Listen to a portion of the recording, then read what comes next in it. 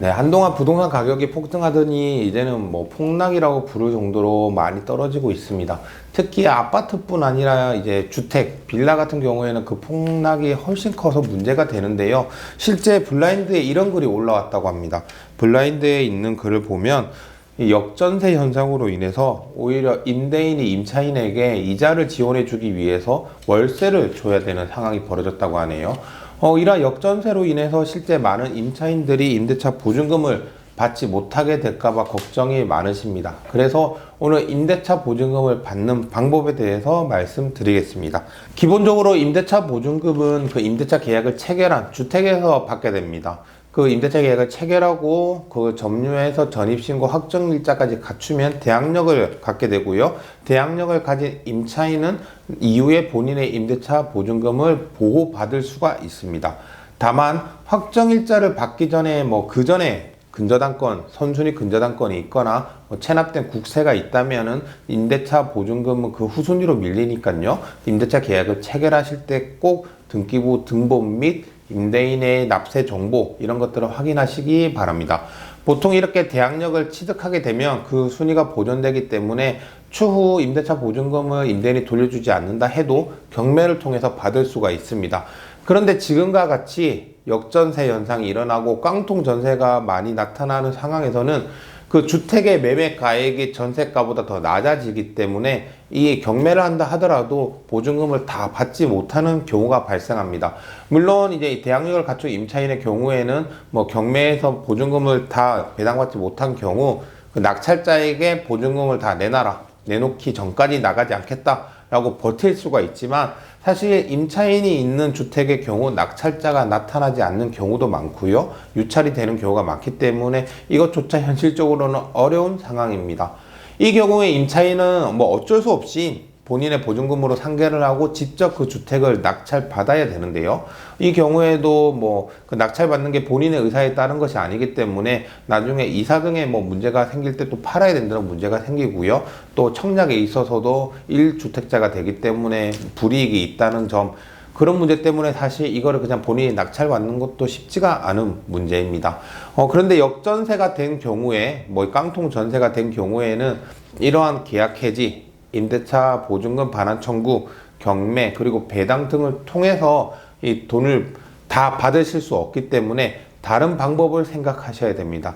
그 방법 중에 하나가 바로 임대인의 다른 재산에 대해서 강제 집행을 하는 것입니다. 임대인의 다른 재산에 대해서 강제 집행을 할 수 있냐? 임대인이 다른 재산으로부터 임대차 보증금을 받을 수 있냐? 이렇게 궁금하신 분들이 있을 겁니다. 제가 좀 전에 말씀드린 것처럼 원칙적으로 그 임대차 보증금은 사실 임대한 주택에서 받는 것이 맞습니다. 하지만 지금과 같이 역전세, 깡통 전세가 일어난 상황에서는 그 주택에서 다 받을 수가 없기 때문에 임대인의 다른 재산에 대해서 강제 집행을 하는 겁니다. 물론 바로 강제 집행을 하시기는 어렵기 때문에 우선적으로 가압류를 해야 되는데요. 얼마 전 저희가 실제로 진행한 사안에서도 똑같이 역전세 현상으로 인해서 임대차 보증금을 받지 못했고, 그렇게 해서 결국은 이 임대차 보증금을 경매수도 받기 힘들어졌기 때문에 임대인의 다른 재산에다가 가압류를 한 사례가 있습니다. 어떻게 그 임대인의 재산을 찾았느냐? 네, 그 방법은 간단합니다. 임대차 계약을 체결하셨다면 임대차 계약서 상에 임대인의 주소가 나올 겁니다. 뭐 만약에 임대인의 주소가 없다면 뭐 그럴 리는 없겠지만요. 혹시라도 없다면 그 주택의 등기부 등본을 떼보면 임대인의 주소가 나오게 됩니다. 그 주소에 대해서 등기부 등본을 떼보시면 만약 임대인이 소유자라면 소유자라고 나올 거고요. 그리고 뭐 얼마 이 가액이나 이런 것들을 확인하실 수 있으실 거고, 만약에 뭐 그 소유자가 아니라 하더라도 주소가 그렇게 돼 있다면은 전세를 들어 있거나 뭐 보증금이 있을 가능성이 있으니까요. 그 재산에 대해서 가압류를 하실 수가 있습니다. 하지만 가압류를 신청한다고 해서 이거를 법원에서 무조건 받아주는 게 아닙니다. 사실 이 가압류가 좀 까다로운데요. 왜냐하면은 이미 임대차 한 주택의 대항력을 갖추고 있기 때문에 그 주택에서 임대차 보증금을 반환받으면 되는데 왜 임대인의 다른 재산에다가 가압류를 하느냐, 이거에 대한 좀 엄격한 소명을 법원에서 요구하는 편입니다.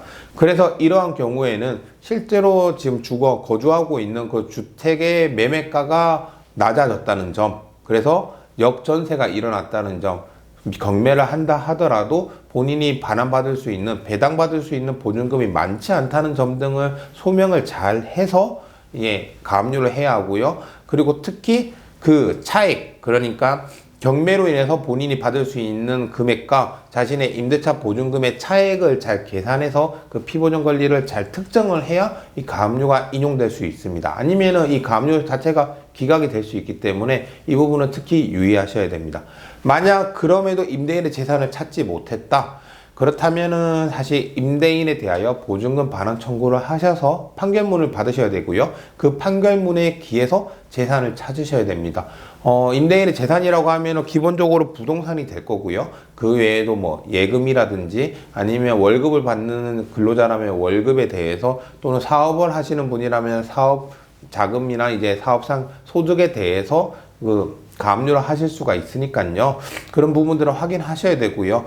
그래도 못 찾았다, 그러면 결국 그 임대인에 대해서 강제 집행을 하기 위해서 재산 명시를 신청을 하고요. 재산 명시에서 또 그 임대인이 재산 명시를 하지 않으면 법원에 재산 조회를 해서 그 재산을 찾을 수가 있습니다. 그렇게 해서 재산을 찾으시고요. 그 임대인의 다른 재산에 대해서 강제 집행을 통하여 돌려받지 못한 임대차 보증금을 반환받을 수 있는 방법이 있으니, 혹시 전세 사기, 뭐 깡통 전세, 역전세로 인해서 임대차 보증금을 다 돌려받지 못하는 상황에서 피해를 입으셨다면 저희 법률사무소 율세무로 연락 주시면 저희가 이러한 방법들을 안내 드리도록 하겠습니다.